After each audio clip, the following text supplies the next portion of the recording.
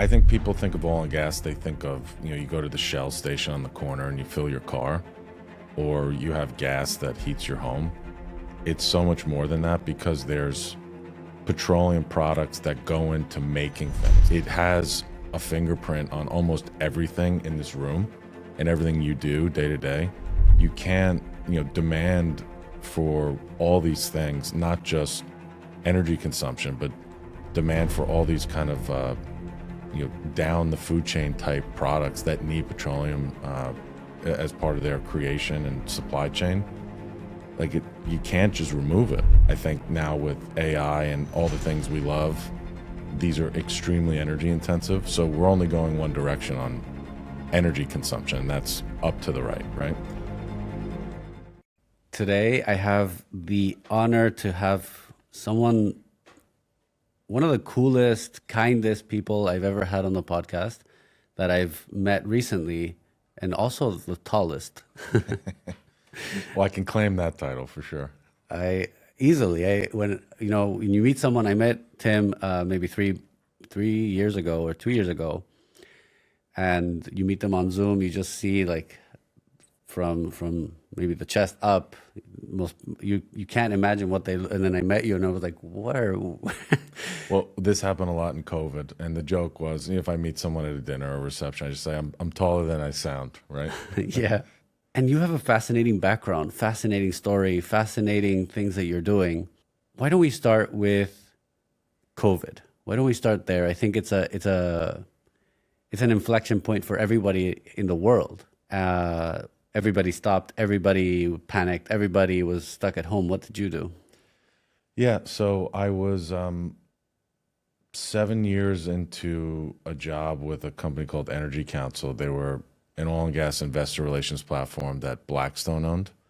Great company, very close with the founders to today, and I was happy, right? I wasn't making all the money in the world, but I had a good life for my family, and I was around good people, which is super important. And I was kind of the old kind of fat and happy type of situation. Always knew I could be doing more, but just maybe at some point in the future. And one of the things I had that was great about that job was just an amazing network. So my job was to just build relationships with investors and CEOs of oil and gas companies and heads of energy for investment banks all around the world, but specifically Canada, US, and Latin America, which is what I overlooked for that company. And COVID forced me to innovate, and the business I have now, which is my own merchant bank, was born out of necessity because I was largely commission-based, and everything was predicated on setting up one-to-one meetings in person, doing dinners, flying around the country. In a given month, I'd be in Rio, and then I'd be in Bogota, and then Mexico City, and then Calgary. And now I'm just at my desk. I'm not traveling. And I had a lot of relationships, but a lot of it was kind of facilitated by being in person. I couldn't necessarily pick up the phone and call the CEO of Devon Energy, but I could get the CEO of Devon Energy in a room.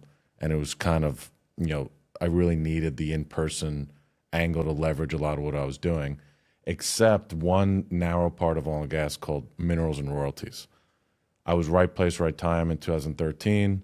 This was a shiny object in the capital markets, the first ever publicly traded royalty company formed in both Canada and the US, Viper Energy in the US, Prairie Sky in Canada. And I just was interested in it and started to build relationships and figure out what everyone was doing. And 5 companies turned into 25 companies, turned into 100 companies. And along the way, I just met everyone and figured out what everyone was doing. And so I had this really deep access in this very narrow part of the space. And a lot of these folks were closer to my age. Kids were the same age. You start to become friends while doing business with them. And I could call their cell phones in COVID. I could text them. And so the level of access was different. And so I leaned into that naturally a little bit more. And, the mineral space is a passive investment, and the teams are small and you could scale very accretively. So in COVID, a 4-person team stayed a 4-person team. It wasn't like you had 80% layoffs, but everyone else I work with on the services side, on the midstream side, on the upstream side, were just frozen. I mean, they were laying off staff. They were figuring out how to survive. Latin America was just frozen for everything, just because of how crazy it was. Canada as well. So the only thing that even had deal flow and any remote type of investment activity was minerals. So then I kind of tripled down on it again, and I started a podcast around the mineral space just to educate investors, and that really expanded my reach organically. I had a lot of people reaching out to me, and now instead of being on the plane all the time and visiting people all around the country, I'm on the phone nonstop all day long. New relationships, existing relationships. I'm putting deals together. I'm putting money into funds, which is typically not what I did. I was more kind of the front end of iBanking, right? I was figuring out what everyone did, putting them together, and then kind of walking away. And we used to do more, I would call it, IR retainers or outsourced business development retainers. But now I was actively helping stuff all the way through. And I turned around at the end of 2020 and I said, I think I have a business here. This is super fun. And COVID was starting to fade away. I lived in Texas, so you were still able to go out and live your life. There wasn't as many kind of lockdowns if you didn't want to. But I saw the business where I was going to kind of go back to normal, and I was like, I don't know if I want to go back to doing what I was doing. I think I want to keep doing this. And I saw how niche it was and how uniquely positioned I was, and hindsight's 2020. But I think I built the business by accident. And what was cool is I got to test it. Anyone who started businesses, there's usually a period where you don't really make a lot of revenue because you're kind of figuring out what the heck you're doing. And I got to do that in 2020. So when I started my firm at the end of 2020, I knew it worked, and I already had kind of a machine going.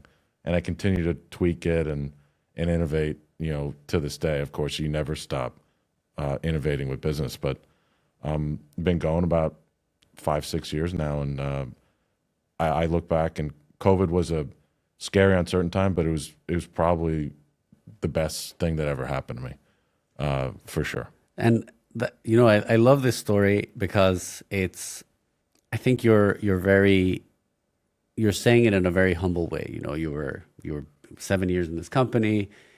You saw everybody getting laid off. We saw negative barrels. I think it was like, I don't remember, 60 or it was minus 37 was the headline. Yeah, it was minus 30. No, everyone was like, how can something be like, I pay you to take it, and in this world that I find energy fascinating, because aside from real estate, it's probably the commodity that we have more contact with, but we understand least. For the mere mortals, what is minerals and royalties? What do you do day to day, and what problem do you solve for investors? Sure. So just to kind of extend on your last point, I mean, I think people think of oil and gas, they think of, you go to the Shell station on the corner and you fill your car, or you have gas that heats your home. It's so much more than that, because there's petroleum products that go into making things like tires and your shoes. Just, it has a fingerprint on almost everything in this room and everything you do day to day.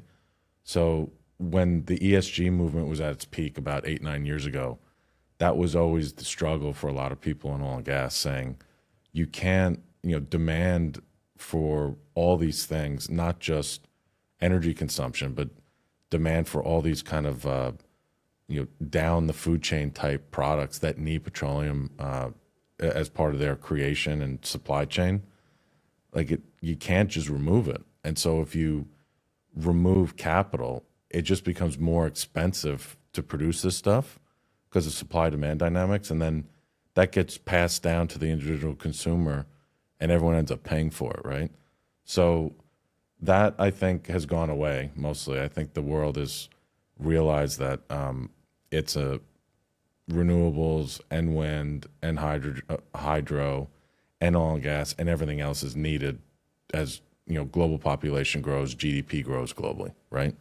I think now with AI and all the things we love, these are extremely energy intensive. So we're only going one direction on energy consumption. That's up to the right, right?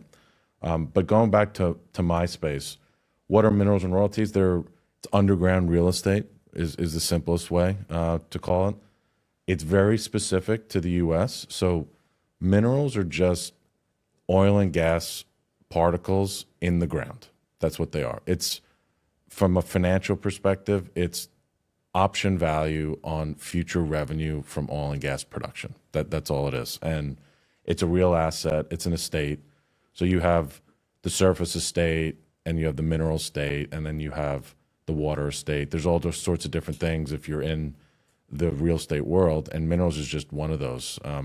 So a lot of people don't know you can 1031 real estate properties into minerals and vice versa. So that's the simplest way to describe it.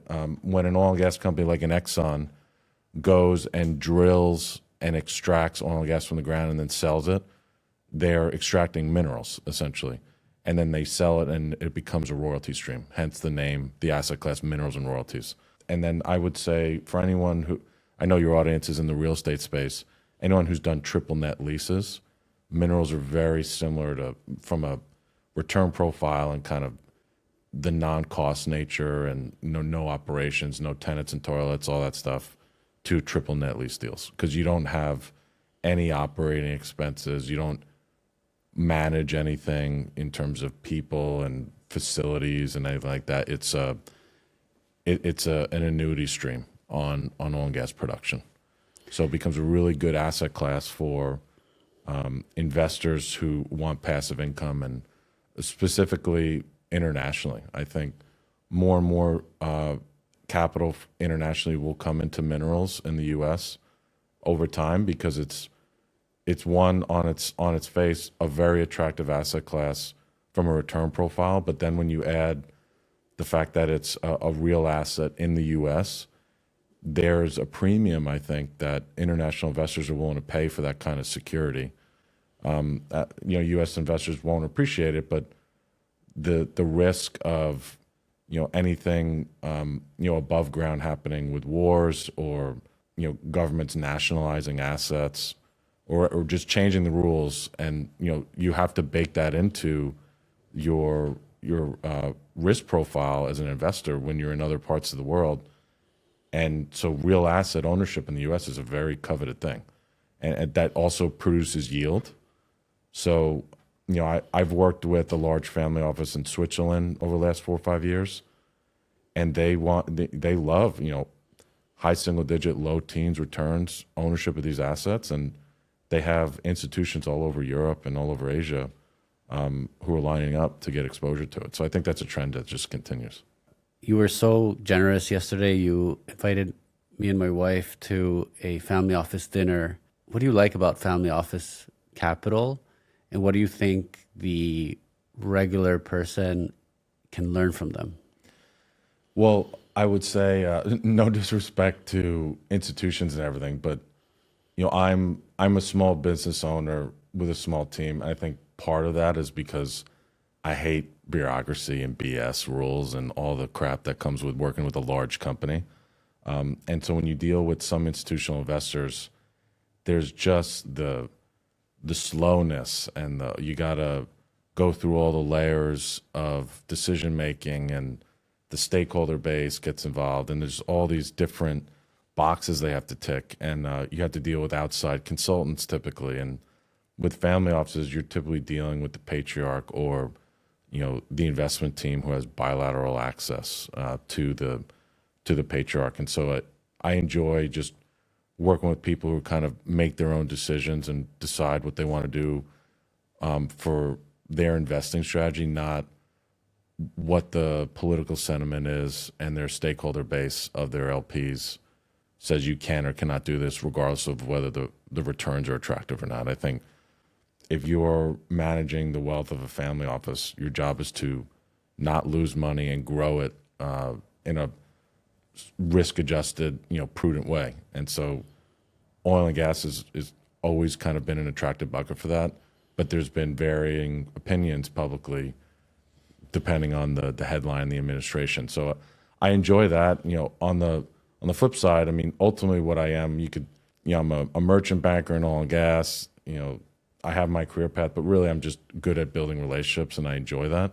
So what's been really cool this last 2-3 years as I've gotten more ingrained in the family office scene across the U.S. You go to L.A., you go to Chicago and Atlanta and Nashville. The ways people have made their money fascinates me. And you look around this room, you go on a trip, and you stay in certain hotels, and you eat at certain restaurant chains, and you use certain products, and then it's just so cool when you meet the family that patented that product and sold it 20 years ago and now manages $3 billion, or the family that started that restaurant chain and then sold it, or that hotel brand and sold it. So that's kind of the fun part, is seeing how all the staples of our day-to-day life have been created, and then meeting the folks behind that. And then on top of that, just kind of ongoing, when I have meetings with family offices and I do these dinners, you see all the interesting ways people continue to manage and grow their money. And so just for me, my Annie at the poker table is my expertise in minerals and non-op for oil and gas. And that's kind of the value I add to the room. But you get to be a fly on the wall and hear about all these interesting things that people are investing into. And I think that's what the family office world loves the most. Collaborating with each other is just access to really interesting deal flow. And so I get to be a bystander of that. And I think longer term, I don't know how long I do minerals and royalties and non-op. I think there's a pretty long runway. But just by nature of proximity, I'm going to get into other things, right? As Eric and I grow our balance sheet and can start doing more personal investing, it's just what's going to happen. And I think that's great. When you look at the world that is really uncertain going forward on what's AI's ultimate impact on businesses and workforce and all that, if you're in proximity with really successful people that are always going to innovate to stay ahead, I think that's a really good hedge on uncertainty in the future. So that's a byproduct of what I'm doing, but I'm very cognizant of it for sure. I'm going to repeat something you said last night, or highlight something you said last night. It's like, and you just said it as well, it's so incredible to hear how other people make money. Yeah. Like, it's endless ways to make money. And what I really appreciate about last night's dinner and all these dinners that host family offices is that there's a common theme of talking about money in a way that's not taboo. I've been in rooms and other types of room when you have tradespeople or people that have a profession, and their brain is wired more like, I'm better at my profession, I make more money, and then investing is up to somebody else. I have a guy in Fidelity or whomever, and he manages my 401k. They're not really taking matters in their own hands. And in these rooms, what I see is like, last night I heard someone say, AI is going to do this, therefore I'm going to invest here. And you're like, whoa, I never even thought of that. And then you come home, I remember last night, and I said, we should start thinking more about this. That's a very interesting way to put it. And what I would invite people is to have more conversations about money. I think that the preconceived notion is you work for money, but once money becomes a little bit of a problem, you have to make it work for you. And the way you play your game is sort of like, people say it's like chess, but I think it's more of a competitive sport. You need to find your teammate. You need to find the guy that's going to pass the ball. The guy that's going to catch it, the guy that's going to run. You need to have all these people. And that only happens when you're in a room like what you created yesterday. Well, it's an interesting analogy you make. We were talking last night. We both like golf. So I grew up in a golf family. Everything in my childhood was about golf. I obsessed about it. I went to school, Rice University, on a golf scholarship. Had aspirations of going pro. Wasn't quite good enough. But I think you were too tall. Maybe you were good enough, just too tall. Yeah, I'm 6'8". There's diminishing returns. People say, "Oh man, you're really tall. You must bomb it." I do, but I think there's diminishing returns past like 6'4". But that's my excuse for not making it. No, but the reason I bring it up is from the age of 8 to 18, and then obviously I went to college to play through 21 or 22 years old. It was 7 in the morning. You wake up at the golf course all day. You come home. It was just golf from 7 a.m. to 10 p.m. every day, and it was yoga, it was meditation, it was strategic, stretching around golf programs. It was obviously the mechanics of golf at the golf course and putting and chipping and nutrition and just it was like every single day you had to figure out how to get a little bit better because the bar was really high to make it to the next levels. And it was just as at the time I'm a kid and it's sports and Tiger's my idol and that's you just think you're playing a sport, but what you're really doing is building a blueprint for business. So when I stopped playing golf, people say, "Oh, do you miss golf?" Because I play maybe once a month now with clients. I travel a lot, so I prefer to be home with family. But it's always there for me to play and enjoy the game.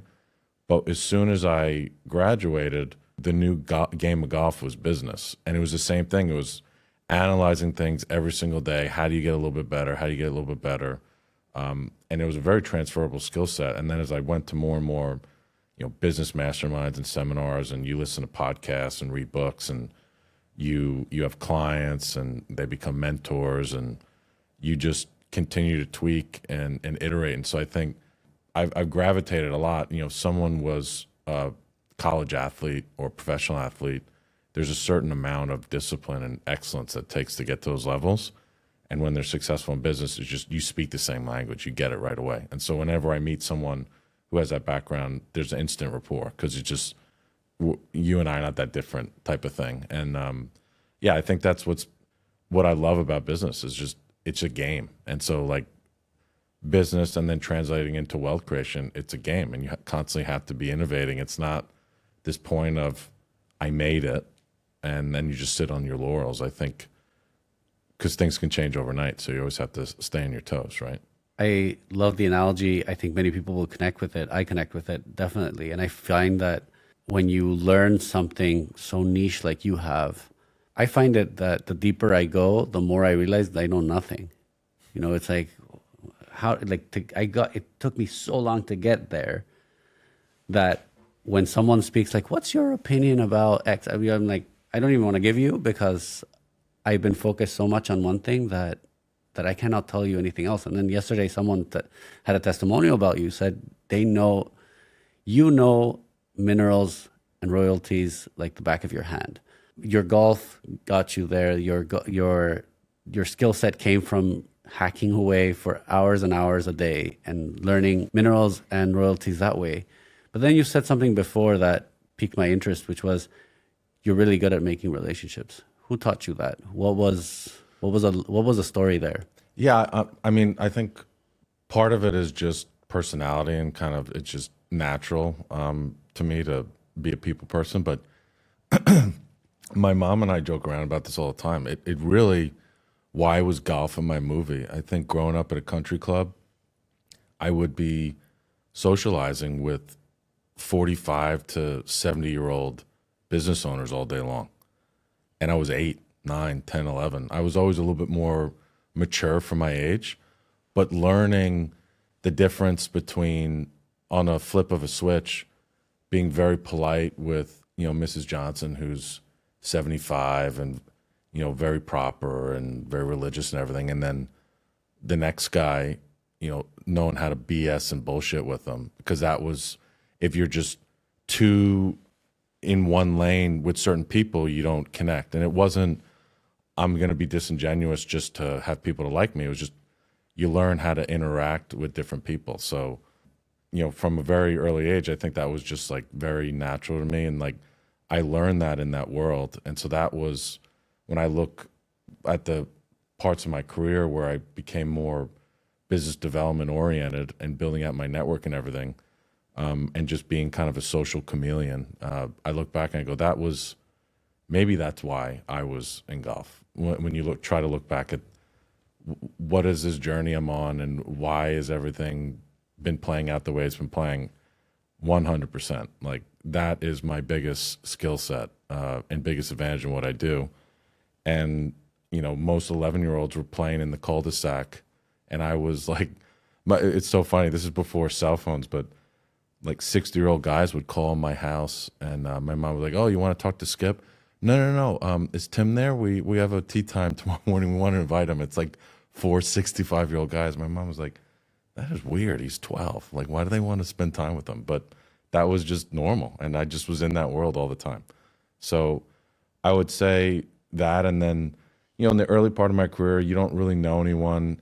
It was all about how many business cards can I get, how many people can I meet, and then over time, you really appreciate going deeper with people and going deeper on relationships, and you become more established. You're not so hungry to just meet everyone. You're more, because I think the right people could start to gravitate towards you, right? When you start to have a little bit of a name behind you and you're established. But now, when I go to these dinners like last night, I mean, I'm connecting with people around stuff that I truly care about, because then the evening's enjoyable. And then the business stuff sorts itself out later on. But, connecting around, if it's family oriented things or cultural things that I'd mentioned, my wife is Mexican. So a lot of our friends are, intercultural, couples, because it's just interesting.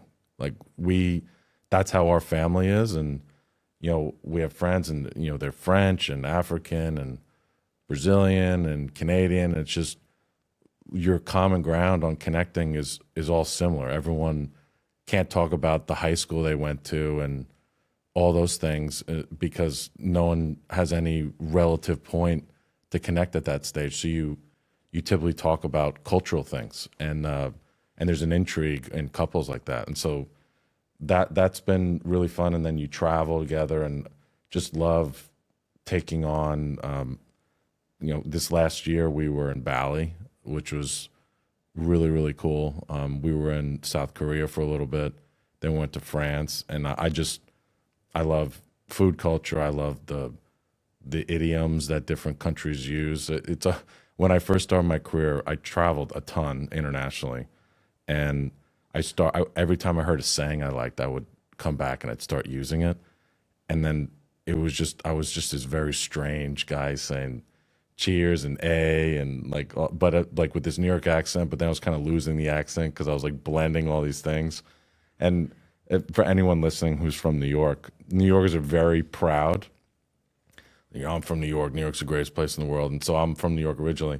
And when I started traveling a lot, my accent started to soften, and people were like, where are you from? Like Minnesota? And I was like, if I really was a proud New Yorker, that would hurt big time from the Midwest. But no, I love all that stuff. And it's just, I just look back at this identity I've created for myself over the last 20 years. And it's so different from when I grew up, but I'm like this international guy that has a Latina wife and traveled the world, international career. And, I love that, right? I wouldn't have it any other way. So, I find that fascinating, because I find that I am a third culture kid. I'm definitely two cultures. My dad's Persian, my mom's Ecuadorian. I live in the States. My wife is Italian. It's such a mix, and I don't like comparisons because I don't think it's a good way to learn. But I do feel that we can advise or value certain things. We can say, for instance, I find that New Yorkers, when they go to the Middle East or they go to Latin America, they're a little bit pushy. They're like, let's get to business. Let's get to the point. I flew 15 hours. I'm here to talk about minerals and royalties or real estate or whatever. And I joke that, if you go to the Middle East, you first have to say, how's your grandmother? So should we have some tea? Let's sit on the floor and let's talk for 10 hours about, whatever. And then the last 5 minutes, you touch on and I remember this New Yorker guy called me and he said, did you raise money from the Middle East? They're the professional time wasters. They never talk about the thing and drive me crazy. What lessons have you picked up? Oh yeah. So before I joined that company I mentioned earlier, the first 3 years of my career, I spent 4 weeks a month on the road internationally. London and Calgary were the most regular. I would go to London 5-6 times a year, and then Calgary once a month. But I was in Australia, I was in Hong Kong, I was in Rio, Bogota, like all over the world. And again, just because of my fascination with culture, I would be more passive and willing to kind of assimilate to their customs because I just was interested in it. And then you start to reverse engineer, like, oh, the business culture here, like these things are really important. You can't come in here and bulldoze your way with your values. You have to respect their values. And that, well, I think was first nature to me, but then I learned how important that was. So when you're doing business in Asia versus, Latin America versus Europe versus the US versus Canada, it's just, you're not a different person, but you have to respect that you're in their sandbox and understand how to play by their rules. And again, that was always fun to me. But I always love. I've done a lot of business in Mexico over the years. I mean, for anyone who's Mexican, or this is probably a Latin American thing, but the business lunch that's 9 hours long. I mean, we've all done them. I love that. I think that's great. Now, there was a part of my career where I would go to Calgary and I'd have 12 meetings a day. That's the New Yorker in me, like just efficient, like knock it out. In Mexico, don't have more than 2 meetings a day. You're not going to get to them. I remember this, in the beginning of my career, when I was going to Mexico City, I would pack like 8 meetings in a day. And I remember this one lunch, it kept going and going and going. And I kept having to step out to the lobby and cancel a meeting. And I canceled 6 meetings in a row because the lunch kept going on and on. But if you just, instead of being like, this is slow and this is, time waster and everything, you realize this is how people build trust with each other. And this is just how it works. And once you build that trust, then you have decade-long relationships, not transactional relationships. And I think there's real relationships in U.S. business culture for sure, but it definitely is leading with transactional, heavy type nature. And, there's nothing wrong with that. That's the culture you grow up in New York. It's just, what are you doing for me now? If you're not doing anything for me now, get out of here. Like, get out of my way. I got something to do, right? But yeah, I enjoy all of it. But then obviously, I think I'm a little more biased to the slow relationship based aspect because it's just more enjoyable. Because you have a family, 9 and 10-year-old, and more now, it's like, do I want to be on the road all the time? Like, we're doing well financially. Let me, if I'm going to be on the road, let me actually enjoy myself here, not just be a slave to the machine, if you may. And then it's empty at the end of the day. That's no fun, right? That's cool. That's cool. I really like that you said it's a question of trust. And I also think there's the question of the present versus the future.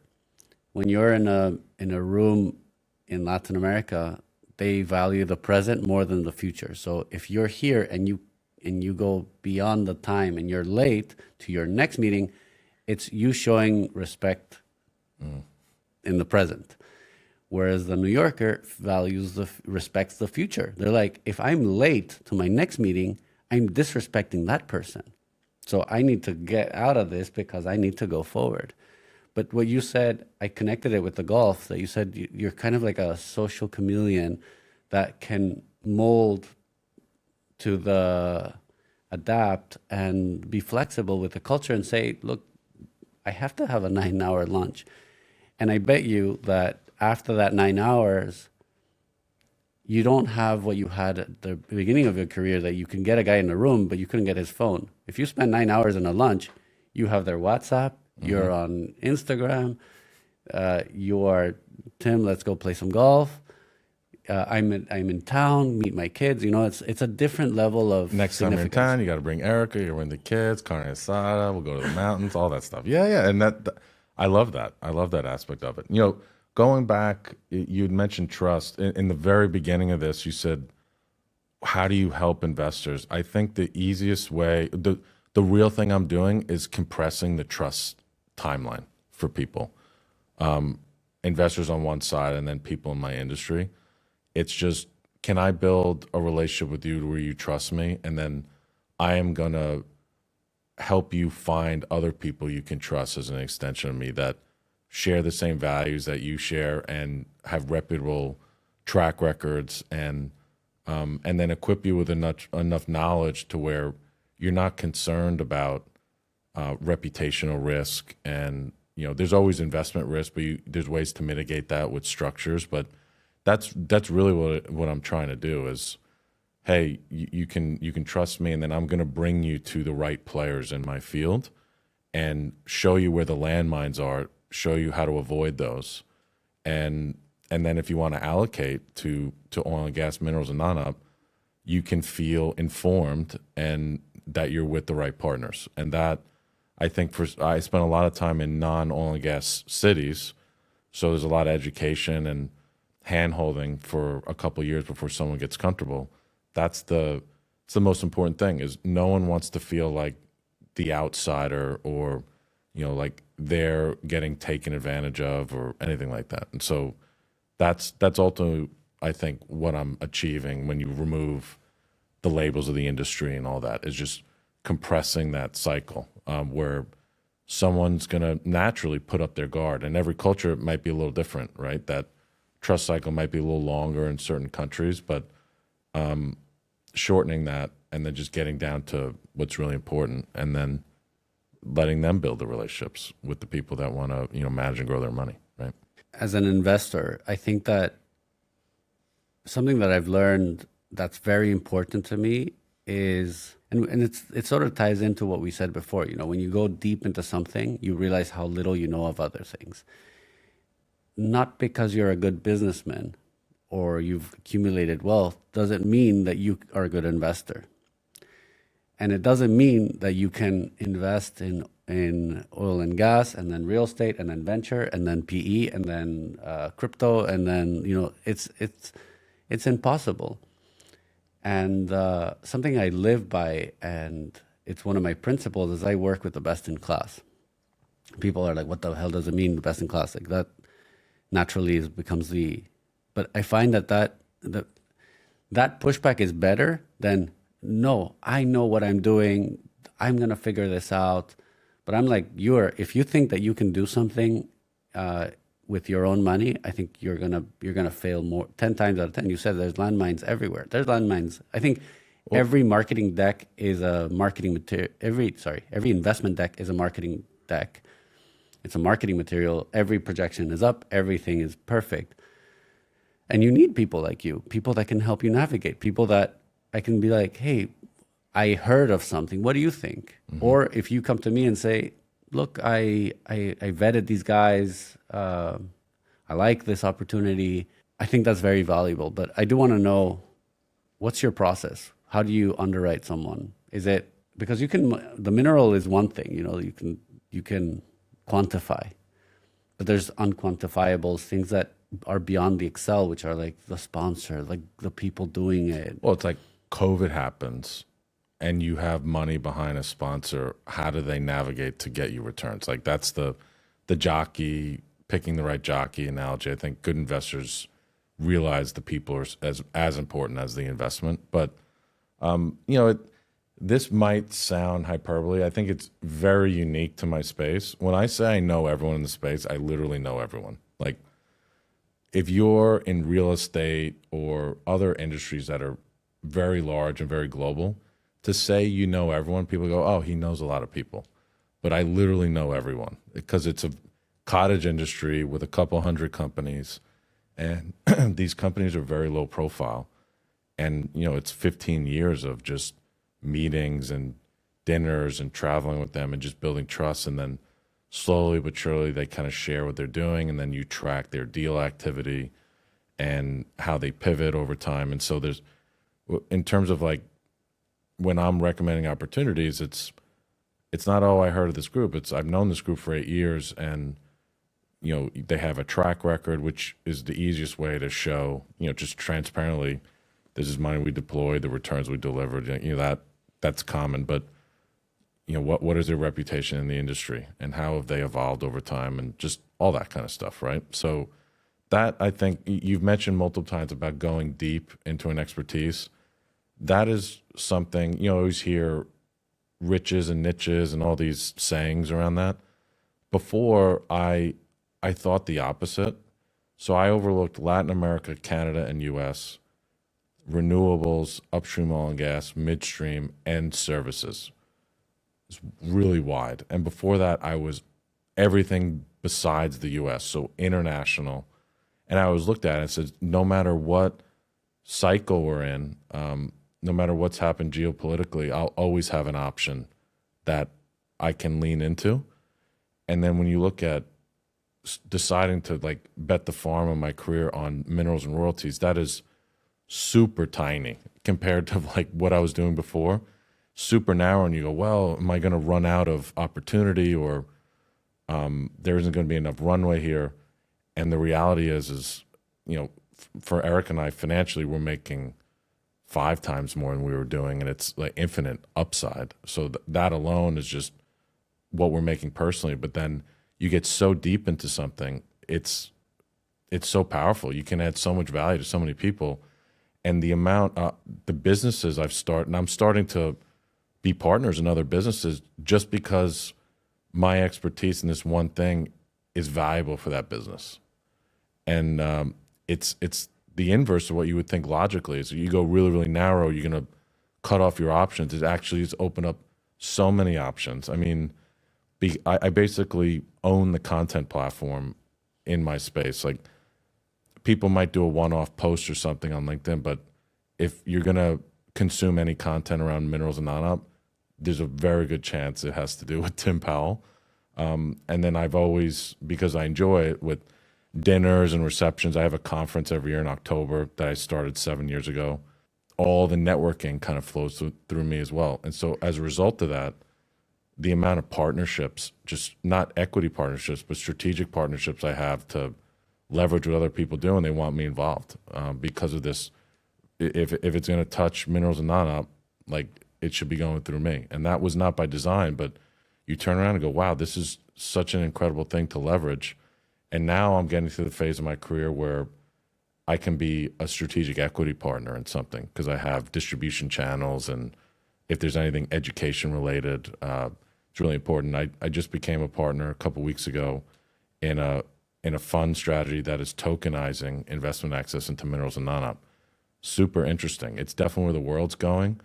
I think that just the projections of digital investing into real world assets is something people want to get away from the volatility of crypto. And the biggest barrier on that business is educating people on what it is who are just not in that world. And that's what I do every day. It's like just completely in sync with, I'm not doing anything different. So being able to bring that to that team could transform that business and make it really grow to an attractive scale. So that's what's starting to get fun. I started an outsourcing agency in the Philippines, virtual assistants, 2 years ago. That was just relationship based. I've been working with this team for 5 years and got to know them personally. And, what are your dreams and aspirations? And they said, we always want to run our own agency, but we don't have the money. So I said, well, on the spot, I'll back you. Like, let's do it. I trust you.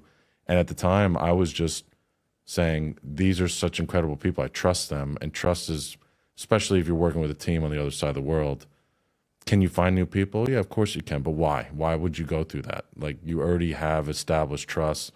They know you. They know your shortcomings, your, what you like, what you don't like. And they're like the engine of my business. So how can I do something that enables them to grow? And so that was the whole idea of launching that business. And now that business is becoming a real business. I never thought it would. And it's just, they're taking the reins. I don't really, I'm not involved day to day at all. So it's really my first business venture where I'm a true owner. And that business now is a weapon. Like, anything I look to do, I say, by the way, I have a complete back office that can do anything you need, no cost to you. And so, like, you look back and you go, that was pretty smart. I started that, but it wasn't the motive at the time. But you look back and see how the puzzle pieces fit together, and again, it's cool. It's that this is the game of it, and I think as I'm getting to this next chapter of my career, it's like leveraging those relationships and expertise in a smarter way to then do some really cool things and work with some really great people. So I'm excited about what's to come. I think it's fascinating what you just said, and it made me remember that when I was getting married, I told my friends, I was like, I'm going to be married. found the one, this incredible person. Everybody that meets her, it's like when they met her, we're dating, they were like, you got to marry this woman. Like, what are you doing? What are you waiting for? My parents, everybody. Which, by the way, I'll echo that. I mean, yesterday was the first time we spent time in person, and it's just you and Valentina. It's very obvious when you meet someone that it's just these are good people, and it's just enjoyable out of the gate. So, I echo that. But it's just like you kind of know when you spend time with a lot of people. There's some people where maybe they're good people, you don't really hit it off. There's other people when you get the icky feeling, you just kind of know like there's something off there. But then there's other people where it's just like it just feels right immediately, and that I really enjoyed dinner last night. Thank you. I appreciate that. My point was that when you find something that you're passionate about, that you do it. And when I married her, some of my friends said, "Oh, you're limiting all of your," without meeting her, it was like you're limiting your possibilities. People say this, like when you meet one, you limit everybody else. But I found that when I got married, I felt more free. I felt more free to do more things because I wasn't limited by the possibilities. It almost feels the same when you were talking about choosing a super niche thing. You were like, once I found this niche, I became dominant in this thing, and the everything that flows in this. I know everybody. I educated everybody about it. I have this platform. The new opportunities came, and I think that this is so powerful. I feel not enough people have heard that, because I find I went to entrepreneurship school, and sometimes when people are like, "Oh," I remember when I was starting a company, and they were like, "What else do you do?" I was like, "What do you mean, what else? You don't have 3 side hustles?" It's like I was like, "What? What do you mean 3 side hustles? Elon Musk is Elon Musk. Everybody else, we have to focus on one thing extremely deep, and I believe that's the source of happiness. It's the source of opportunity, and like you said, riches to niches. Yeah, I think so I wouldn't call myself an entrepreneur, but I think I'm definitely entrepreneurial. So when you look at business archetypes, there's typically someone who's more operations focused. That's the COO of your company. That's the people who build out processes and systems. Then you have, like a skilled artist, someone who just loves their craft. And I would say that's me. For now it's minerals. I think relationships is really my craft, and I care more about the relationship and doing right by someone than the money that you can make off of them, right? And then you have entrepreneurs who they grow their baby, and then someone offers them the right price. They go, okay, I'll sell the baby and I'll do another one tomorrow in a completely different industry. So I think I apply entrepreneurial skill sets to the things I'm good at. I think you just have to be self-aware of like who you are and where you're at in that journey. When you have more entrepreneurial tendencies, the shiny object can be distracting. You say you have 5 companies, and it's like the honeymoon phase. So you're talking about getting married. If you don't commit to one business and you have 5 girlfriends, it might be exciting and all this stuff, but then are you really getting deep Do into... you really want to have 5 girlfriends is the question. No, but you get it, right? You see people and they date for 2 months and then on to the next one, on to the next one. But when you're truly in love and you have a beautiful partner, that relationship goes way deeper, and you share things beyond just physical attraction and everything, right? And so I think with business, some people say, oh, got this new idea and it's exciting. It's like the creation phase, and if you need money, going out and raising money, that's kind of a thrill for some people. And then you hire people, and then there's that point where it's like you got to execute and scale and increase profitability, or depending on what the business is, get profitable. And so juggling all these things, because it's always new and exciting, like are you really maximizing the opportunity out of them? And some people do and build lots of business, but I guess for my own journey, it's like I mentioned, I focused on one thing, and now I'm starting to build this portfolio of stuff but it wasn't that I tried to build a portfolio from day one, right? And I think it's the same thing with Eric and I's relationship. It started as one thing, and then we've kind of grown together in a certain direction. Now, like I could never imagine being with anyone else because it would be so hard to replicate all the things that we share passions around and the experiences we've had and everything. And you gotta jump off the edge of the cliff to experience the thrill of that, versus just kind of playing it safe on the edges and never really going all in on it, right? So Yeah, I agree. I agree with you. What does friendship mean to you? what does friendship mean? I think friendship means you can be yourself authentically, and that person still loves you. I think that's the most important thing. I think that when I look at my friends in the early part of my life, they're still in touch. They're still great people, but now the friends that Eric and I are developing, we really share a lot of the same interests. It's not just proximity that you work with them or they went to your college and you have fun, you go for drinks or whatever. It's like one thing I would say my hobby and my passion is personal development. So Eric and I spend mostly all of our time in the Tony Robbins world, Joe Dispenza world, and we've gone to, between the two of us, 20 plus seminars over the last decade.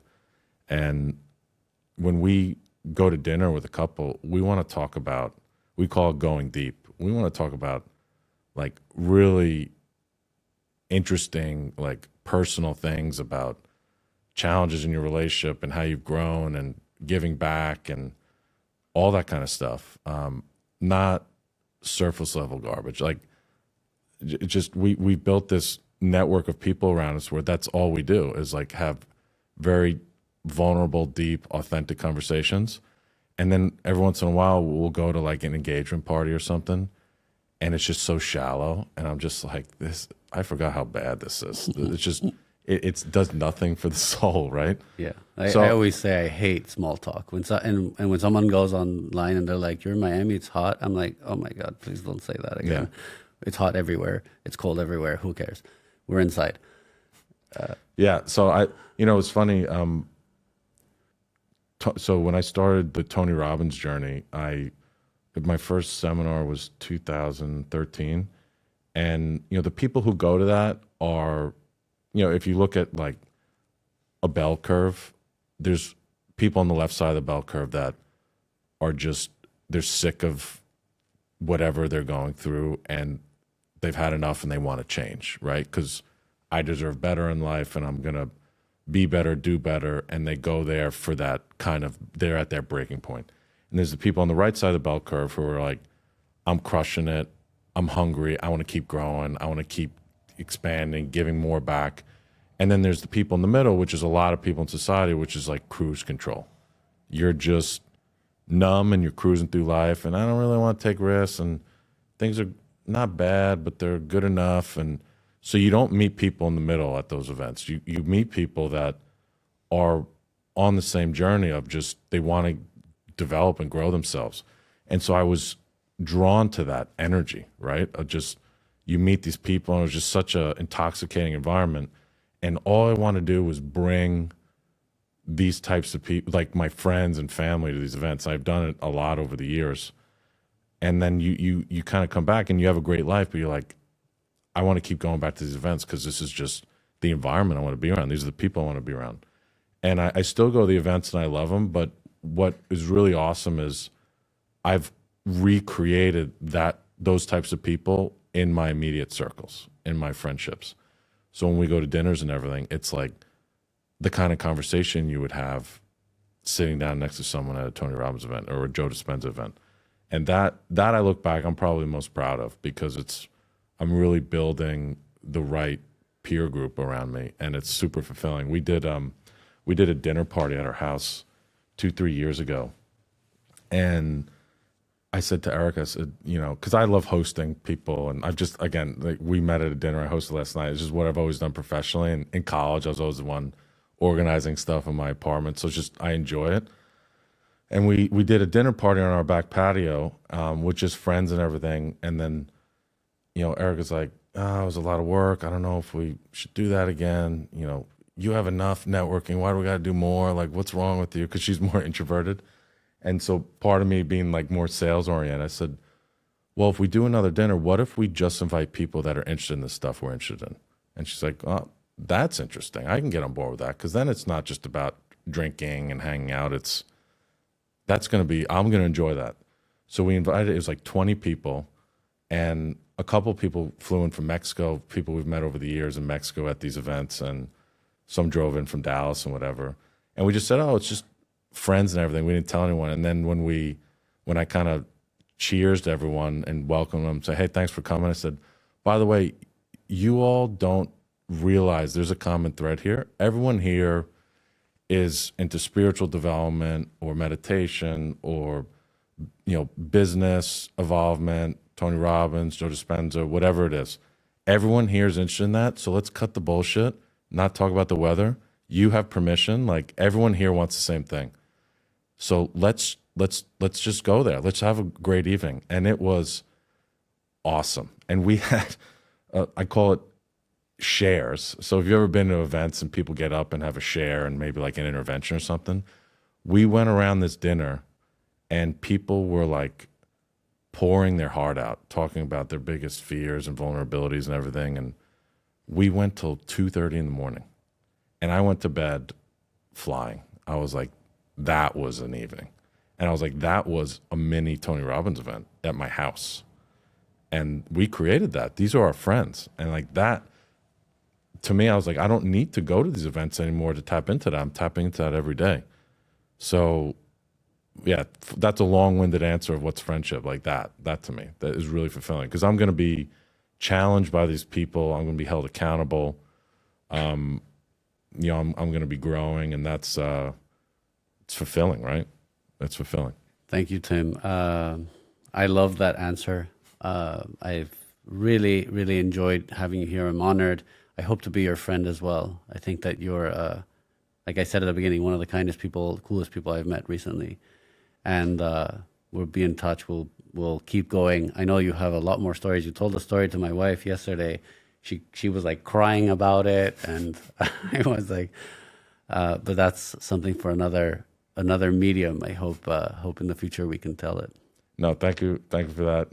No, definitely fast friends for sure, and appreciate you having me on here. Short notice too, just being in Miami for a couple of days. But this is really an enjoyable conversation. This is the kind of stuff that I like talking about. So thank you for giving me the space for that, and for doing what you're doing here. I think allowing business people to open up this side of them, I think, is a really cool thing to be doing. I appreciate it. And welcome anytime. Yeah.